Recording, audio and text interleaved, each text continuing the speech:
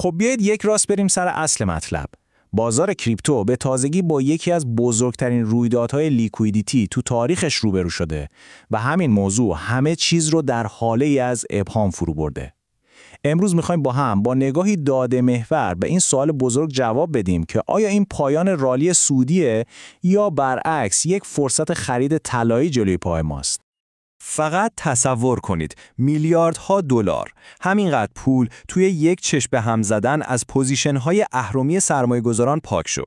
این اتفاق یک شوک بزرگ به بازار وارد کرد و خیلی‌ها را با این سوال تنها گذاشت که این فقط یه اصلاح معمولیه یا داریم شروع یک سقوط بزرگتر رو می‌بینیم. این دقیقاً سوال اصلی بحث امروزمونه. یک عده میگن دیگه تموم چرخه سعودی به آخرش رسیده، یک عده دیگه هم معتقدن این همون فرصت نابی هست که باید در اوج ترس بقیه وارد بازار شد. ما میخوایم با هم شواهد رو بررسی کنیم و ببینیم داده ها ما رو به کدوم سمت میبرن. خب بخش اول، بازار در یک نقطه عطف. بازار دقیقاً روی لبه تیغ قرار گرفته. باید ببینیم عواملی که دارن بهش جهت میدن چی هستن تا بفهمیم به کدوم سمت حرکت میکنه، پایان راه یا یک فرصت بی‌نظیر.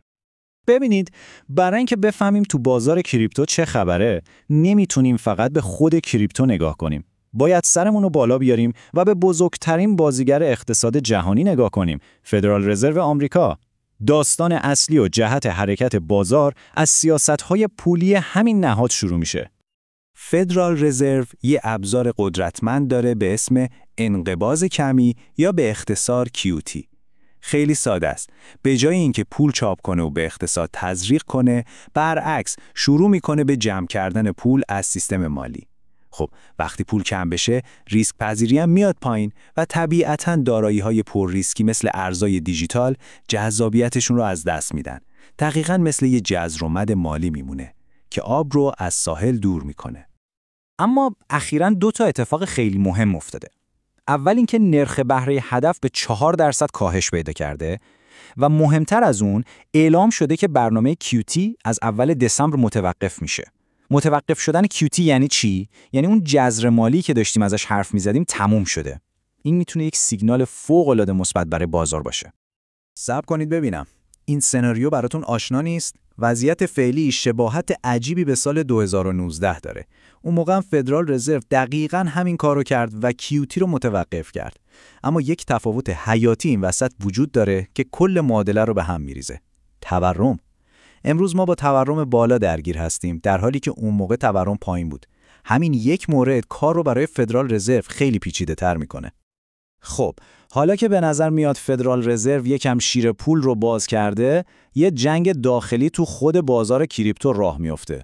سوال اصلی اینه، این نقدینگی جدیدی که قراره بیاد به سمت کدوم ارزها میره؟ به سمت پادشاه یعنی بیت کوین یا سربازهای آماده به جنگ یعنی آلت کوین ها؟ اینجا 2 اردوگاه فکری کاملا مخالف هم وجود داره.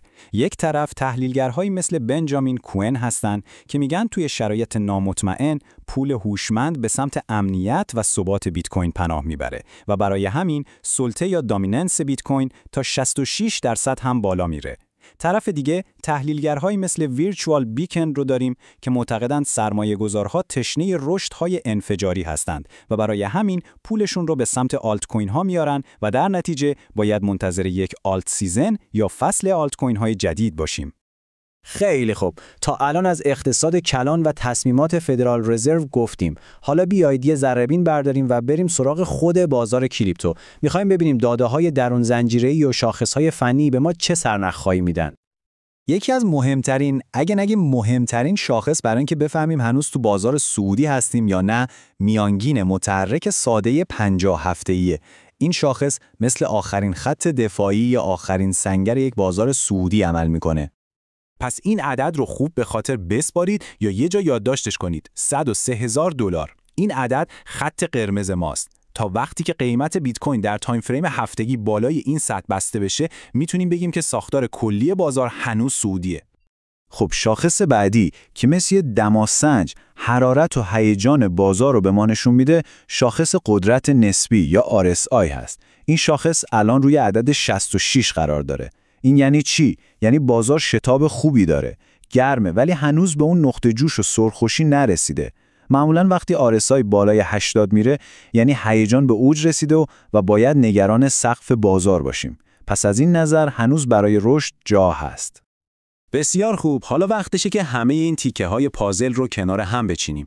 با توجه به تمام سرنخ‌هایی که از اقتصاد کلان و تحلیل تکنیکال جمع کردیم، بیایید 2 تا مسیر اصلی که بازار میتونه تا سال 2025 طی کنه رو با هم ترسیم کنیم. پس 2 راه اصلی بیشتر پیش روی ما نیست. سناریوی اول، سناریوی صعودیه. توقف QT نقدینگی رو به بازار برمیگردونه، بیت کوین سقف تاریخیش رو میشکنه و تا محدوده 130-140 هزار دلار بالا میره و بعد از اون نوبت به رالی آلت کوین ها میرسه. اما سناریوی دوم، سناریوی نزولیه. بیت کوین نمیتونه از سقف تاریخیش رد بشه، زیر اون خط قرمز حیاتی ما یعنی 103 هزار دلار میاد و یک روند نزولی آهسته و فرسایشی شبیه اواخر 2019 شروع میشه. خب پس ما باید حواسمون به چی باشه تا بفهمیم داریم تو کدوم مسیر حرکت میکنیم. 4 تا سیگنال کلیدی وجود داره که باید مثل یک قطب نما ازشون استفاده کنیم. اول، قیمت هفتگی بیت کوین بالای 103 هزار دلار میمونه یا نه؟ دوم، آیا سقف تاریخی 125 هزار دلار با قدرت شکسته میشه؟ سوم، آیا سلطه بیت کوین بالای 62% میره که نشونه فرار سرمایه به سمت امنیته؟ و چهارم، تصمیمات و اطلاعیه‌های بعدی فدرال رزرو چی خواهد بود؟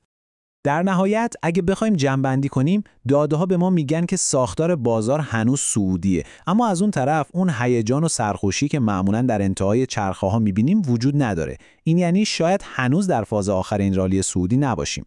حالا سوال اصلی اینه، با توجه به این شواهد آیا بازار داره برای یک پرواز دیگه آماده میشه یا این آرامش قبل از طوفانه؟ این سوالیه که باید با زیر نظر گرفتن اون 4 سیگنال به جوابش برسیم.